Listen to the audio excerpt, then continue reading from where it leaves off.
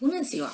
În primul rând, vă mulțumesc că ați ales parcurgerea topicului 6.1, reglementările Uniunii Europene și naționale privind calitatea mediului. Numele meu este Cristina Salcă-Rotaru și împreună vom parcurge toate cele 3 unități ale acestui topic. În cadrul unității 1, stabilirea legislației Uniunii Europene generale și specifice pentru poluanții toxici, va fi făcută prezentarea legislației de bază aferente domeniilor poluanți gazoși, poluanți metale grele, poluanți organici persistenți și pesticide. Acești poluanți pot afecta unul sau mai mulți factori de mediu, astfel că prezentarea legislației se va face separat pe factorul de mediu poluat aer, apă, sol și separat pentru emisii și emisii. În cadrul fiecărui domeniu abordat, se va avea în vedere prezentarea legislației în următoarea ordine. Întâi vor fi prezentate reglementările cu caracter general, urmând a fi prezentate reglementările specifice pe activități și sau produse. Menționez că prezentarea informațiilor în sistemul PowerPoint este una succintă, aceasta trebuind a fi întregite cu celelalte informații existente și aferente topicului 6.1. Reglementări privind poluanții gazoși. Poluanții gazoși afectează în principal factorul de mediu aer, astfel încât nu se va face referire și la poluarea celorlalți factori de mediu, apă, sol, a căror afectare este indirectă. Din multitudinea de poluanți gazoși fac obiectul acestui curs reglementările privind oxizii de azot, oxizii de sulf, compușii organici volatili, oxizii de carbon și particulele materiale. Prezentarea reglementărilor este făcută în ordinea emisii și activități care pot produce poluanți gazoși. Categoriile de acte normative ale Uniunii Europene studiate sunt regulamentul, directivele și deciziile. Reglementările generale privind emisiile de poluanți gazoși sunt cuprinse în Directiva 50 din 2008 privind calitatea aerului înconjurător și un aer mai curat pentru Europa. Ea se aplică aerului troposferic, iar în cadrul celor 17 anexe ale sale sunt prezentate și stabilite o serie de cerințe legale privind calitatea aerului atmosferic. Dintre acestea amintesc Anexa 2, determinarea cerințelor pentru evaluarea concentrațiilor de dioxid de sulf, dioxid de azot, oxid de azot, pulberi în suspensie, plumb, benzen și monoxid de carbon în aerul înconjurător într-o anumită zonă sau aglomerare. Și Anexa 11, care stabilește valorile limită ale acestor poluanți pentru protecția sănătății umane. Aceste reglementări sunt în concordanță cu reglementările cu caracter internațional la care Uniunea Europeană este parte. Dintre acestea amintesc Convenția din 1979 privind poluarea transfrontalieră a aerului pe rază extinsă, Protocolul la Convenția din 1979 privind poluarea atmosferică transfrontalieră pe distanțe lungi pentru a reduce gradul de acidifiere, eutrofizare și nivelul de ozon troposferic încheiat la Göteborg, și protocolul privind controlul emisiilor de oxid de azot și a fluxului lor transfrontalier. Reglementările generale privind emisiile de poluanți gazoși, cuprinse în Directiva 35 din 2003, au fost modificate prin prevederile Directivei 2284 din 2016 privind reducerea emisiilor naționale de anumiți poluanți atmosferici. Această directivă are în vedere ca poluanți dioxidul de sulf, oxizii de azot și compuși organici volatili nemetanici cu trimitere la anexa 2, tabelul A, și amoniacul și particule fine în suspensie PM2,5 cu trimitere la anexa 2, tabelul B. Aceste directive se află în concordanță cu reglementările internaționale. Au termene de intrare în vigoare din 2018 până în 2030, consolidează angajamentele de reducere existente pentru dioxidul de sulf, oxizii de azot, amoniac și compuși organici volatili și introduce noi angajamente de reducere a particulelor fine în suspensie.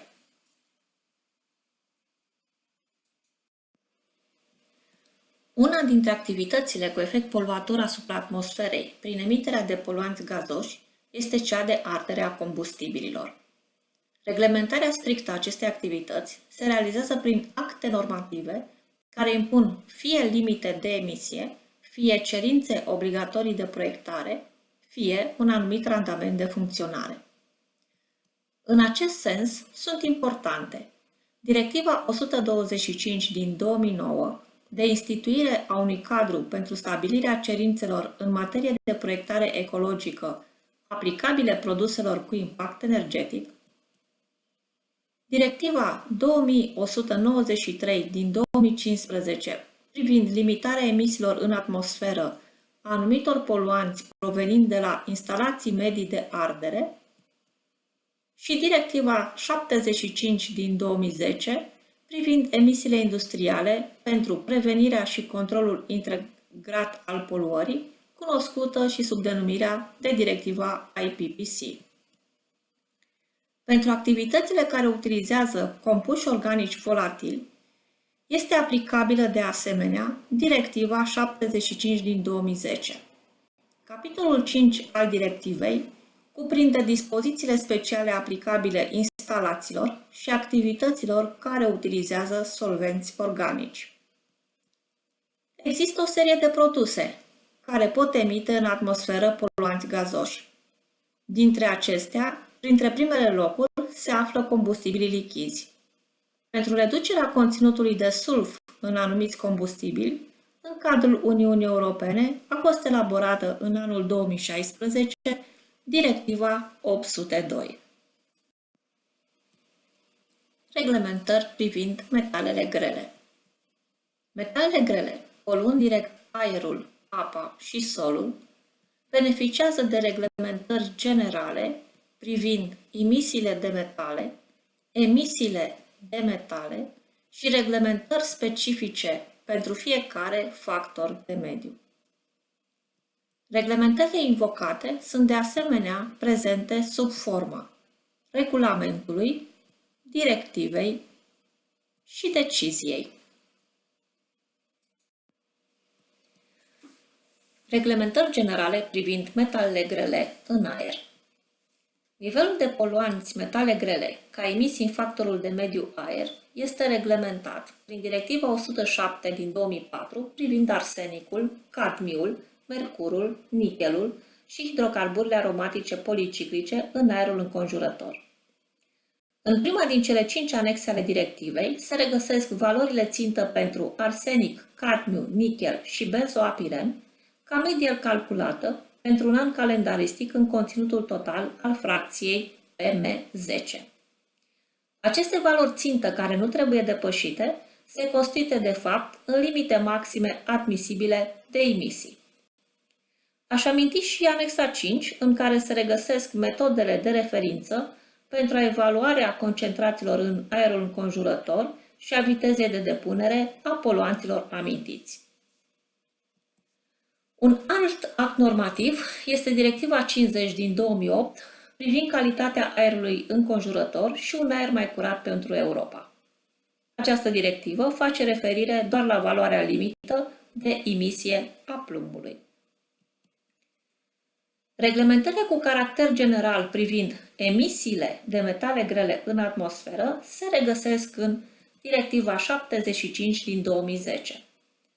Cerințele directivei vizează un număr de 12 metale grele și sunt prezentate sub forma valorilor limită ale emisiilor în aer pentru instalațiile de incinerare a deșeurilor și a valorilor limită ale emisiilor în aer pentru coincinerarea deșeurilor. Implementarea directivei este realizată prin intermediul unor decizii. Acestea din urmă conțin Best Available Techniques, care sunt reglementări complexe ce prevăd limite de emisii de poluanți în factorul de mediu aer, apă și sol pentru activitățile pe care le reglementează, într-o viziune integrată, atât din punct de vedere al poluanților, cât și al metodelor de determinare, analiză și monitorizare. Până la acest moment, există un număr de 11 de astfel de baturi impuse sub forma deciziilor de implementare a Directivei 75 din 2010. Metalele grele pot afecta direct și factorul de mediu apă. Reglementările privind emisiile de metale grele în apă și deci prevenirea și controlul poluării apelor pot fi defalcate pe următoarele categorii de ape: ape de suprafață, ape subterane și ape maritime și costiere. Cursul vizează doar apele de suprafață și apele subterane. Directiva 60 din 2000, de stabilirea unui cadru de politică comunitară în domeniul apei, constituie cadrul general de reglementare al protecției apelor de suprafață și subterane și instituie regimul general și principiile aplicabile pentru protecția acestora. În cadrul directivei, metalele grele fac parte din lista orientativă a principalelor poluanți ai apelor, ce se regăsește în anexa 8 și sunt identificați specific în anexa 10, lista substanțelor prioritare din domeniul politicii apei. Trimiterile la directivele din anexa 9, valori limită de emisie și standarde de calitate a mediului, trebuie făcute la Directiva 105 din 2008 privind standardele de calitate a mediului în domeniul apei, deoarece, prin emiterea acesteia, s-au abrogat cele din anexa 9. Directiva 105 din 2008 are în vedere următorii poluanți metale grele: cadmiu, plumb, mercur, nichel și compușii acestora. Pentru apele subterane se aplică prevederile Directivei 118 din 2006 privind protecția apelor subterane împotriva poluării și a deteriorării. Privind poluarea cu metale grele, directiva are în vedere arsenicul, cadmiul, plumbul și mercurul. Un aspect important este cel al legării protecției corpurilor de apă subterane de cunoștințele în materie de toxicologie umană și de ecotoxicologie.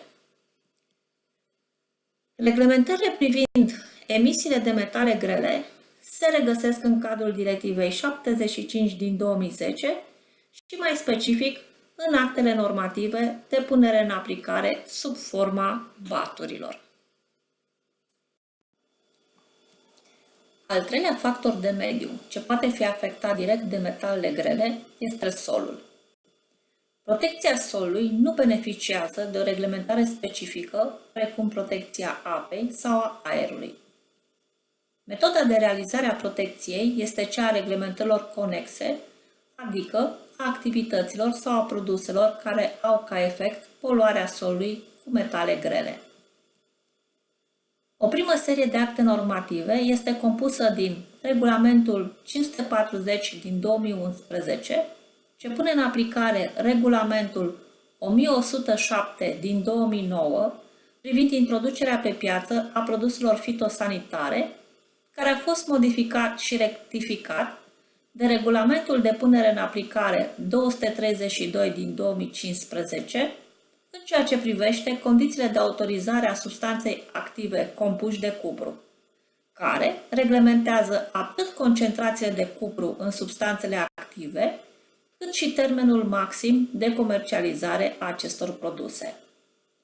Regulamentul 1107 din 2009 va fi prezentat în detaliu în capitolul destinat pesticidelor.